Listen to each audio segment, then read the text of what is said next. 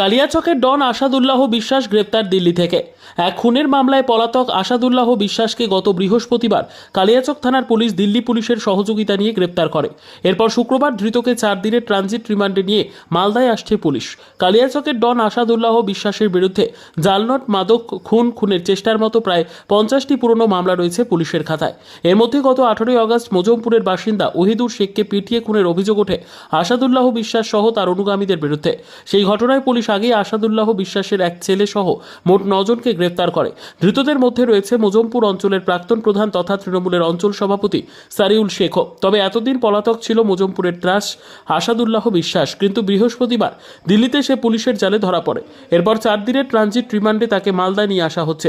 এ প্রসঙ্গে কি জানিয়েছেন মালদা জেলা পুলিশ সুপার প্রদীপ কুমার যাদব, শুনুন তার মুখ থেকেই। তারিখে একটা কেস হয়েছিল যেখানে একজনকে অনেক লোক ইনজার্ড করেছিল, তারপরে ও ট্রিটমেন্টে মারা যায়। তো তারপরে একটা কেস হয়েছে কালিয়াচকে 1291/24 ডেটেড 19/8/24।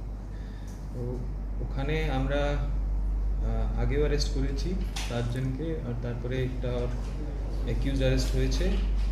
ও কেসেই এখানে আমরা যে ট্র্যাক করে দিল্লি পুলিশকে ইনফরমেশন দিয়েছিলাম, আর আমরা যে ওখানে যে আমার অ্যাসেটস আছে, অ্যাসেটস ইউজ করে আমরা ডিটেক্ট করেছি। তারপরে কেন আমরা দিল্লি পুলিশকে অ্যাসিস্ট করার জন্য বলেছি। তারপরে দিল্লি পুলিশ অ্যারেস্ট করে ডিটেইন করেছে ওখানে। তারপরে এখান থেকে টিম গেছে আর ওখানে কোর্টে পেশ করে এখন ট্রানজিট রিমান্ডে নিয়েছি।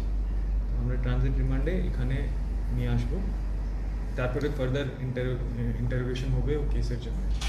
কালকে অ্যারেস্ট হয়েছে ও অফিসিয়ালি কালকে দিল্লি পুলিশও অ্যারেস্ট করেছে। আমরা ওখানে গিয়ে কোর্টে ওকে ফরওয়ার্ড করেছি। তারপর থেকে ওখান থেকে ট্রানজিট রিমান্ড নিয়েছি।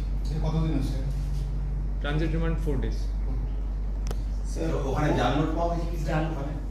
না জালনোট একটা দিল্লি পুলিশ কেস দিয়েছে। না, ওটা তো ওল্ড কেসেস কথা হচ্ছে।